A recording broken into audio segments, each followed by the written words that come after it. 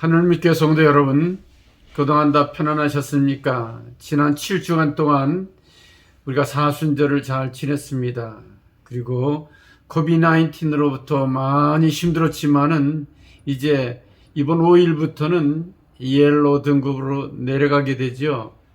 또 이번 주일은 우리가 부활절, 주님이 부활하신 그런 부활절입니다. 초대교회 성도들은 성탄절보다도 부활절을 더 기쁘게 생각하고 아주 기념하고 하나님께 영광을 돌리는 그런 많은 행사들을 했는데 바로 오늘이 이 부활절입니다. 여러분 가정과 일터 위에도 새로운 부활의 주님과 함께 진정한 평화와 기쁨과 건강으로 행복한 그런 복된 날이 되시기를 간절히 바라면서 부활절 예배를 시작하도록 그렇게 하겠습니다. 하나님의 축복과 은혜가 부활의 주님과 함께함으로 행복한 동행을 이루는 복된 우리 하늘문교 성도 모든 분들이 되시기를 주님의 이름으로 간절히 축원합니다.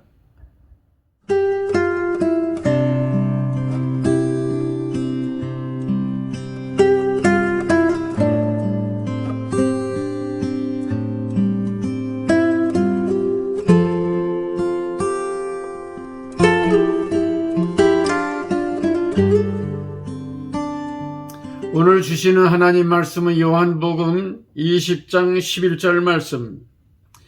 마리아는 무덤 밖에 서서 울고 있더니 울면서 구불려 무덤 안을 들여다보니 흰옷 입은 두 천사가 예수님의 시체에 누웠던 곳에 하나는 머리편에 하나는 발편에 앉았더라. 천사들이 이르되 여자여 어찌하여 우느냐 이르되 사람들이 내 주님을 옮겨다가 어디 두었는지 내가 알지 못함이니이다. 이 말을 하고 뒤로 돌이켜 예수님께서 서 계신 것을 보았으나 예수이신 줄은 알지 못하더라. 예수께서 이르시되 여자여 어찌하여 울며 누구를 찾느냐 하시니 마리아는 그가 동산지기인 줄 알고 이르되 주여 당신이 옮겼거든 어디 두었는지 내게 이르소서 그리하면 내가 가져가리이다. 예수께서 마리아야 하시거늘 마리아가 돌이켜 히브리 말로 라보니 하니 이는 선생님이라는 말이라. 예수께서 이르시되 나를 붙들지 말라. 내가 아직 아버지께로 올라가지 아니하였노라. 너는 내 형제들에게 가서 이르되 내가 내 아버지 곧 너희 아버지 내 하나님 곧 너희 하나님께로 올라간다 하라 하시니 막달라 마리아가 가서 제자들에게 내가 주를 보았다 하고 또 주께서 자기에게 이렇게 말씀하셨다 이르니라. 아멘. 오늘 이 본 말씀을 중심으로 막달라 마리아의 부활절 그런 제목으로 같이 은혜 나누겠습니다. 초대교회 때는 이 부활절이 성탄절보다도 아주 더 귀한 절기로 지켰습니다. 그도 그럴 것이 여러분 한번 생각해 보세요. 철 모르는 어렸을 때에 그렇게 태어난 생일보다 이제 모든 것을 다 알고 나서 그가 죽음을 뛰어넘어 부활한 날이 있다고 한다고 그러면은 그것이야말로 얼마나 귀한 날입니까? 뿐만 아니라 신앙과 믿음을 통해서 이 부활의 생명으로 천국을 선물로 받게 됐다고 하는 것. 이건 엄청난 일이지요.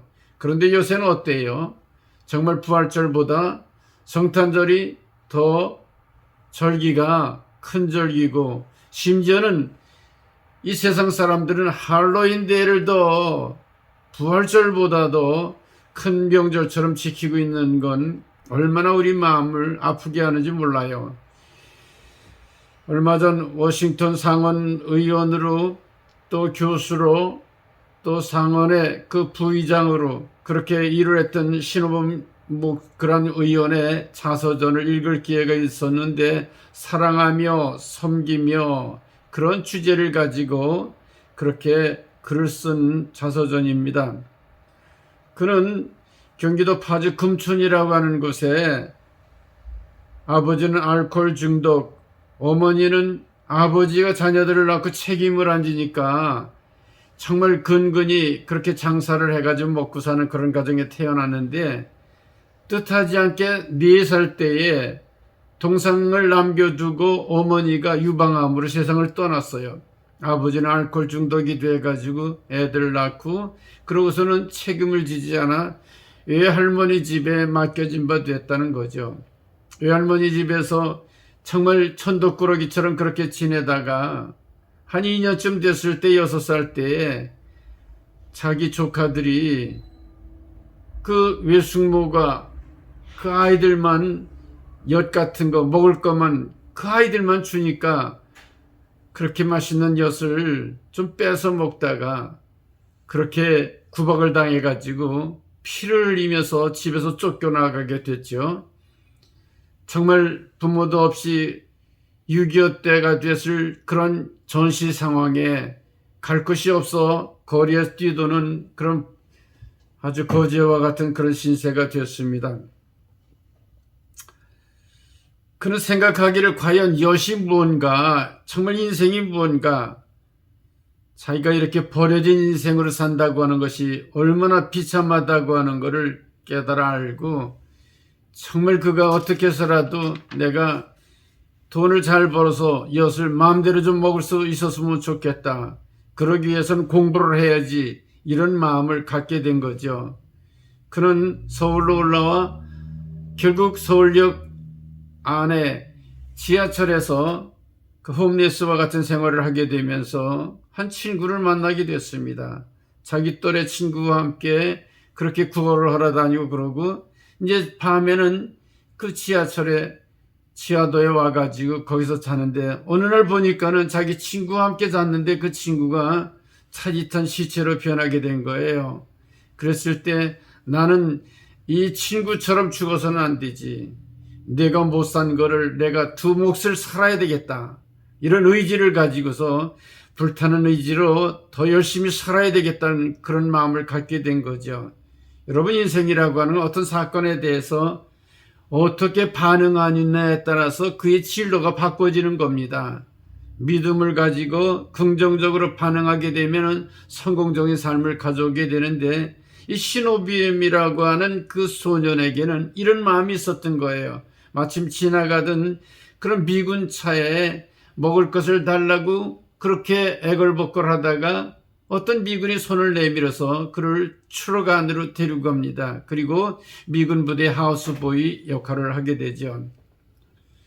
하루는 하우스보이 역할을 하면서도 너무 인생이 서러워서 그 동산에 올라가서 하염없이 눈물을 흘리고 있는데 어떤 군인이 와가 등을 두들기면서 네가 왜 그렇게 여기서 울고 있느냐 그랬더니 그 신호범 소년이 이 얘기를 합니다.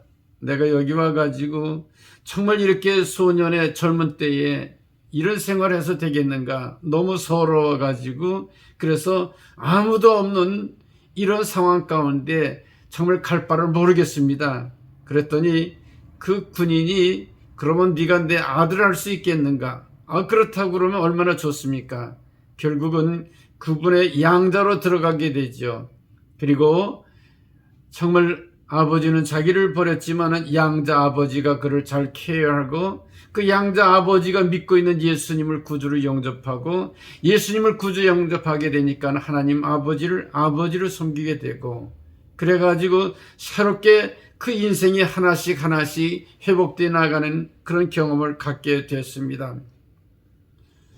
그가 결국은 미국에 와가지고 영어를 못하게 되니까 학교를 가야 되는데 검정고시를 봐야 되잖아요. 너무 영어가 힘들고 공부하는 게 힘들어가지고 아버지에게 배우고 또 선생님에게 배우고 결국은 열심히 공부를 해가지고 고등학교 디플로마 자격증을 검정고시를 1년 2개월 만에 패스를 하게 됐다는 거죠. 그때 그가 처음으로 하나님께 기도하게 됐습니다. 그래서 한국식으로 하나님 안녕하세요. 저는 신호범인데요. 하나님 안녕하시면 저도 아직은 괜찮아요. 그런데 검정고시가 너무 힘든데 하나님 한번 도와주세요. 그러면 나도 하나님이 하시려고 하는 거 도와드릴게요. 아주 순수한 마음으로 하나님과 이렇게 대화를 하는 기도를 드리게 됐어요. 하나님의 은혜로 지혜롭게 공부가 시작이 됐고 결국은 대학에 들어가고 대학원에 들어가서 석사를 그리고 박사 학위를 받게 돼서 그가 이제 정말 어엿한 대학의 교수가 되게 됐습니다. 뿐만 아니라 돈을 어느 정도 모았을 때에 내가 그렇게 엿을 먹고 싶어 했는데 내 살던 동네에 가서 우리 젊은이들에게 마음껏 엿을 좀 사줘야 되겠다. 그래가지고 신촌에서 봉고차를 하나 빌려가지고 그냥 엿을 한 개짝 사가지고 자기가 살던 고향에 가서 어린이들을 불러놓고 엿을 먹여줬어요. 아주 배부르게 엿을 다 그렇게 나눠줬다고 하는 그런 이야기를 그가 그 책에서 기록하고 있습니다. 그는 아버지가 없을 때 절망하지 않고 아버지를 찾았고, 공부 못했을 때 절망하지 않고 공부하는 길을 열었고, 그가 배움에 시달릴 때에 배움을 가르쳐 줄 수 있는 교수가 돼서 많은 학생들을 가르치게 되고, 더 나아가서는 미국에 와서 동양인이라고 한 차별을 받는 것, 이게 싫어서 정치가의 꿈을 가지고 국회의원이 되고 또 상원의원이 돼서 법을 만들어서 차별하는 것을 평등으로 만드는 그 일에 최선을 다하게 되는데, 하나님의 은혜로 그는 자기 앞에 있는 장애를 오히려 새로운 방향 전환의 기회로 삼아서 하나님이 원하는 그런 사명을 이루는 그런 놀라운 축복의 사람이 되었는데, 그가 늘 좋아하던 그런 성경 구절은 이사야 41장 10절의 말씀, 두려워 말라 내가 너와 함께함이라, 놀라지 말라 나는 네 하나님이 됨이니라, 내가 너를 굳세게 하리라, 참으로 도와주리라, 참으로 나의 의로운 오른손으로 너를 붙들어 주리라. 이 말씀을 붙들고 어려울 때마다 그 말씀을 암송하면서 하나님이 도와주신다, 붙들어 주신다, 굳세게 해주신다, 정말로 하나님이 주시는 그런 인도하심을 따라 승리할 수 있었다고 그는 고백하고 있습니다. 그의 이야기입니다. 배가 고파 그는 줄인 배를 움켜잡고 벼를 세웠고, 엄마가 보고파서 벼를 세웠고, 잠이 안 와서 벼를 세웠고, 하도 외로워서 벼를 세웠고, 희망이 없어 벼를 세웠고, 장래가 없어 벼를 세다 보니 희망과 꿈이 보였고, 그 희망과 꿈의 별 속에서 벼를 찾았다고 그는 그렇게 얘기를 하고 있습니다. 여러분, 동방의 박사들이 갈 바를 모를 때에 정말 그 별을 따라간 것처럼 고난과 역경 속에서도 하나님이 주시는 비전과 꿈을 안고 별을 따라 그렇게 가게 될 때에, 빛이 비추는 그것을 따라 비전을 따라가게 될 때에 예수님을 만나고 결국은 하나님께서 주시는 GPS를 따라서 성공적인 삶을 살게 됐다고 하는 그런 감정이 그 책에 실려져 있더라고요.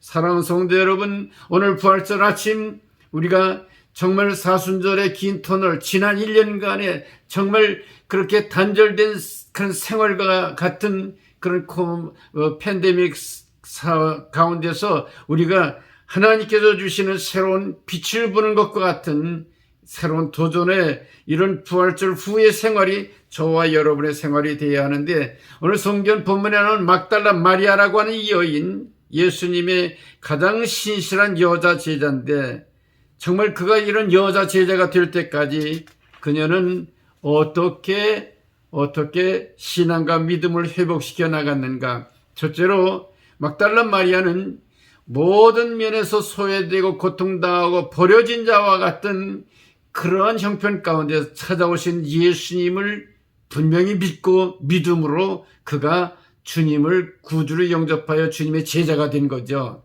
여러분, 막달라 마리아는 7 귀신에 걸려서 어찌할 바를 모르는 고통하고 있는 처지에 놓여있던 그런 여인입니다. 막달라는 갈릴리 호수 주변에 있는 작은 도시인데 거기는 직물 공장이 발달이 됐다는 거죠. 상업 도시인데, 그래서 많은 사람들이 거기 몰려오고 부유한 사람들이 많았다는 거예요. 이 막달라 마리아 신분을 그냥 추측해 보건대 그의 친구들의 면모를 보게 되면 헤롯의 청지기 구사의 아내 요한나 같은 여제자잖아요. 수산나와 다른 여자들과 함께 자기들의 소유로 제자들을 예수님을 섬기더라. 누가복음 8장 3절의 말씀이죠. 이런 걸로 봐서 물질적으로 여유가 있는 사람이었습니다. 신분적으로 그래도 그 청지기 헤롯의 왕의 청지기 구사의 아내 요한나와 친구가 될 정도면은 신분도 괜찮은 그런 사람인 것을 볼 수 있어요. 그런데 그게 무슨 소용이 있어요? 지금 7 귀신이 들렸는데, 여러분, 귀신이 하나만 들려도 얼마나 그 가정이 쑥대밭입니다. 가만히 있다가도 넘어지고 계급품 물고 이상한 얘기하고 또 힘이 많아가지고 이것저것 파괴하고. 그런데 7 귀신이 들렸다고 하는 것, 완전한 귀신에 들린 사람을 완전 수가 7 아닙니까? 이런 7 귀신이 들린 막달라에 사는 마리아, 그가 예수님이 병자들을 고쳐준다는 이야기를 듣고 주님께로 오지요. 맹인이 보고 못 걷는 자가 걷고 나병 환자가 깨끗해지고 귀 먹은 사람이 듣고 죽은 자가 살아나고 가난한 사람들에게 복음이 전파되고, 이분은 긍휼을 베푸신 분이라고 하는 것을 알고 정말 절망 속에 있는 막달라 마리아가 예수님 만나게 되죠. 결국은 막달라 마리아는 예수님의 은혜 가운데 완전히 고침을 받게 되는 겁니다. 오늘 누가복음 8장 고전 7장에 보게 되면은 바리새인 집에 그 시몬이라고 하는 집에 예수님이 들어가시는데, 그 집에 창기와 같은 한 여인이 향유가 든 옥합을 깨뜨리며 발에 부어서 예수님을 대접하는 것을 볼 수 있잖아요. 그때 바리새인인 시몬이 예수님을 향해서 마음속으로 생각하는 거예요. 저 여자가 누군지, 죄인인 줄 알았더라면은 저렇게 내버려 두면 안 되는데, 그 속마음을 아시고 예수님께서 시몬아, 내가 너한테 하나 질문하는데, 여기 500데나리온 빚진 사람이 있고 50데나리온 빚진 사람이 있는데, 그 사람들이 빚을 갚을 능력이 없어 주인이 탕감을 해줬어. 그런데 500데나리온 빚진 사람이 더 고맙겠니? 50데나리온 빚진 사람이 더 고맙겠니? 그랬더니 많이 탕감을 받은 자입니다. 그래, 맞아. 이 여인은 죄를 많이 지었던 그런 여인이야. 그래서 많이 탕감을 받았기 때문에 그 주인에게 사랑하는 마음이 더 많다고 하는 걸 왜 모르냐. 그러면서 그 죄인 되었다가 그렇게 정말 은혜로 말미암아 온전하게 된 그 여인을 향해서 여자여, 내 믿음이 너를 구원하였으니 평안히 가라. 그래서 결국은 그 여인의 신분뿐만 아니라 그 여인의 죄뿐만 아니라 완전히 그 여인이 구원을 얻게 되는 이런 축복을 그 여인에게 베풀게 되죠. 그러고 나서는 오늘 성경 본문에 나오는 막달라 마리아의 이야기가 나오고, 그 제자들이 예수님을 자기 소유를 가지고 그렇게 섬긴다고 하는 그런 이야기가 나오는 것이 기록이 되어 있습니다. 사랑하는 성도 여러분, 오늘도 우리는 막달라 마리아와 같이 소외되고 힘들고 어렵고 절망 가운데 있다 할지라도 예수님께서 우리를 찾아오십니다. 예수님께서 나의 주가 되신다고 하는 걸 분명히 믿고 믿음으로 주님, 내 병을 고쳐주세요. 내 문제 해결해 주세요. 주님께 모든 것을 아뢰게 되면 주님께서 우리의 모든 문제를 해결해 주시는 부활의 주님의 놀라운 축복을 받는다고 하는 것을 여러분 분명히 믿으시기 바랍니다. 여러분, 세월이 그렇게 간단치 않습니다. 바로바로 가잖아요. 세월이 살같이 빠르게 지나 쾌락이 끝나고 사망의 그늘이 너와 내 앞에 들리며 가리우네. 오라 오라, 방황치 말고 오라. 죄 있는 자도 오라, 병든 자도 오라, 실패한 자도 오라. 오늘도 주님 앞에 나오기만 하면 문제가 해결됩니다. 오늘 이 주님이 부활의 주님인 것을 분명히 믿고 믿음으로 주께 나아가는 그런 여러분들 되시기를 주님의 이름으로 간절히 부탁을 드립니다. 두 번째, 부활의 주님을 만나면은 자신의 소유보다 하나님의 관계성이 더 중요하게 되는 거예요. 세상의 물질이나 어떤 지위나 명예, 이런 소유보다 오히려 주님과 나와의 관계가 더 중요하다고 하는 것을 깨달아 아는 새로운 가치관을 가지고 살게 된다는 그런 이야기입니다. 막달라 마리아는 7 귀신이 나갔을 때, 그때부터 그는 이 생명을 바쳐서 주님을 위해 살겠다. 내가 죽어도 부활과 함께 저 천국에 갈 수 있다가 영생을 맛보며 사는 이런 신앙과 믿음을 갖게 된 거죠. 사도 바울은 부활의 주님을 만난 후에 나는 날마다 죽는다. 그 얘기는 나는 날마다 새롭게 산다. 그렇게 각오를 가지고 인생관이 달라진 것처럼 오늘 우리는 예수를 믿음으로 말미암아 부활의 주님이 내 안에 들어와 계시다 그러면 이 세상에 보이는 물질과 소유를 위해 사는 인생이 아니라 주님과 나와의 아름다운 관계를 통해 하나님 아버지를, 내 아버지를, 그리고 하나님 나라를, 우리의 천국을 선물로 받는 그런 우리들이 되어야 할 줄로 믿습니다. 여러분, 세상에 모든 것을 남겨두고 떠나게 되면은요, 그 소유가 무슨 소용이 있어요? 죽게 되면은 다 소용없는 거예요. 우리 주변에 부자로 살던 분들이 어느 날 갑자기 세상을 떠나는 거 보시지 않았어요? 아무 소용이 없는 거예요. 그랬기 때문에 막달라 마리아와 여자 제자들은 자기의 소유를 가지고 예수님을 섬기고 제자들을 섬기는 일에 아주 앞장섰던 것을 볼 수 있죠.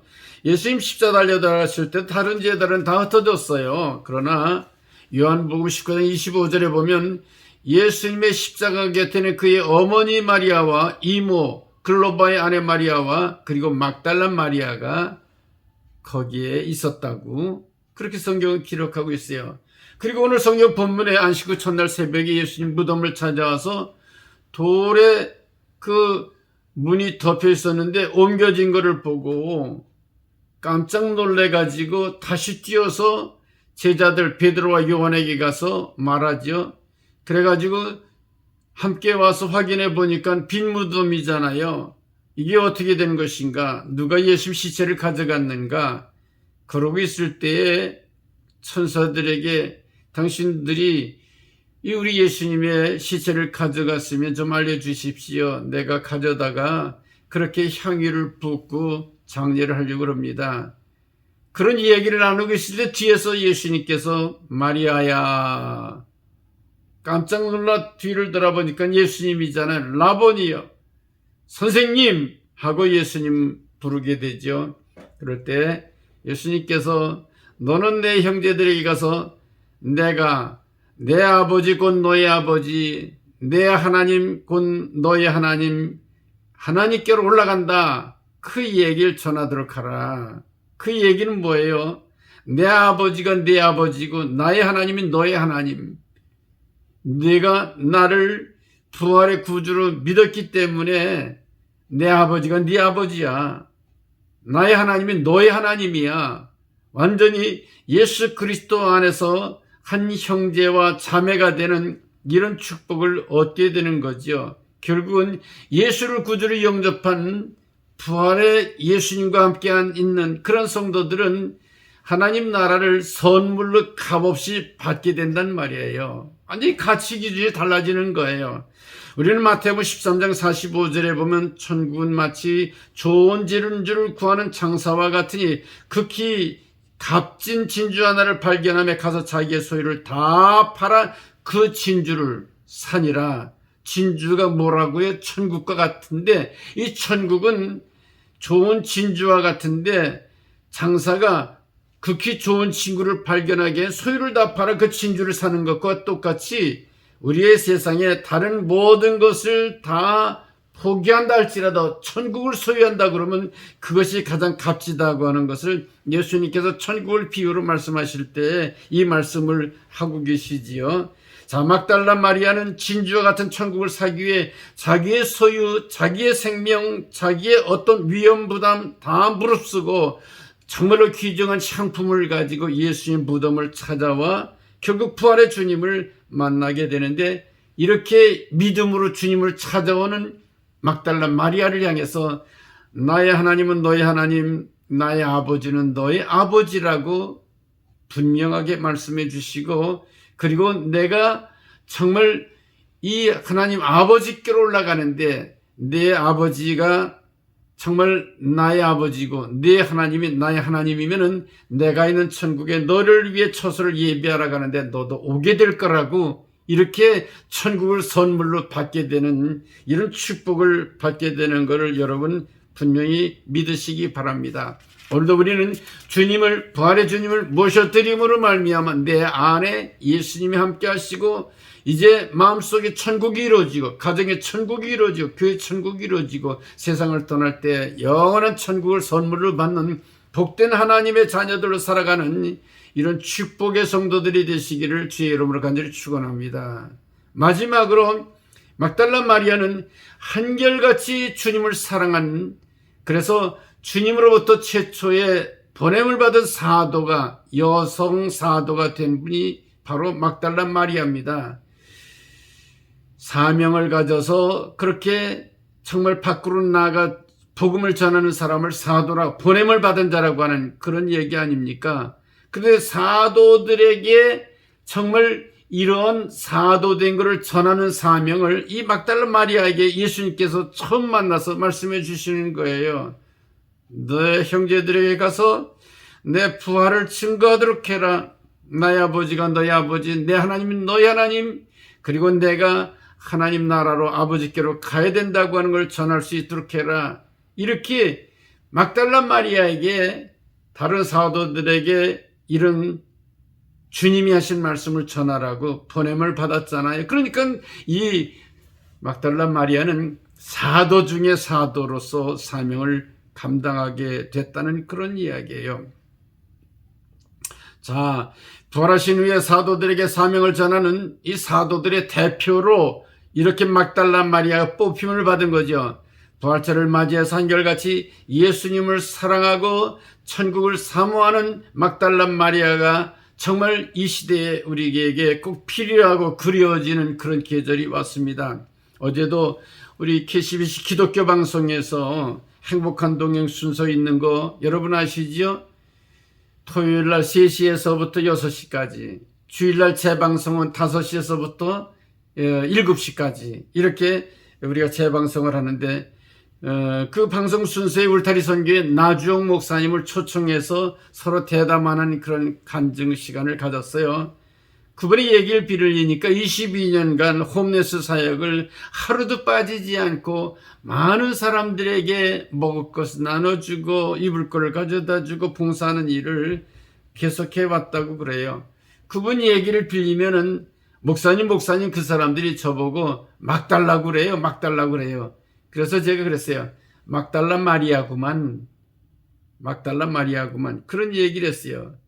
사랑하는 성도 여러분, 우리를 필요로 하는 사람에게 줄 수 있다고 하는 것이 얼마나 귀한 일입니까? 막달라 마리아는 사도들에게 예수님이 주신 말씀을 전할 수 있었어요.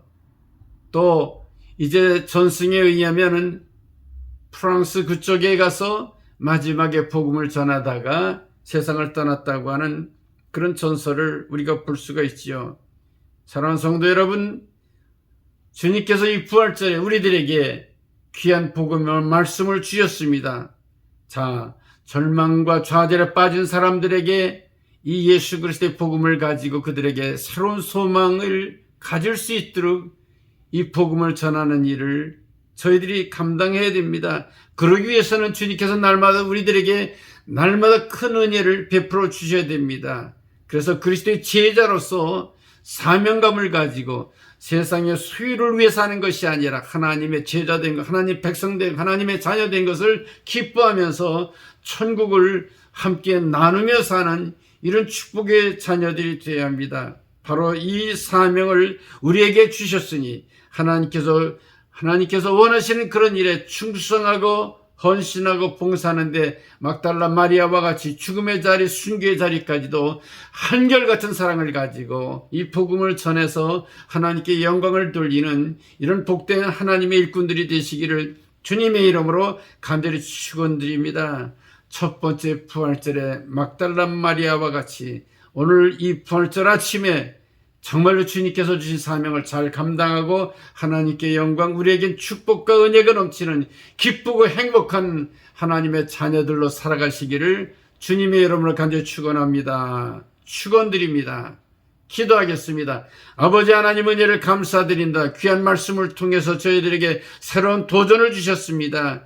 첫 번째 부활절의 막달라 마리아와 같이 정말로 예수님의 사랑이 우리 안에 불붙게 하시고 열정을 가지고 복음을 전한 일에 앞장서는 사명자들로 우리의 사명을 감당할 수 있도록 주의 은총 베푸시옵소서.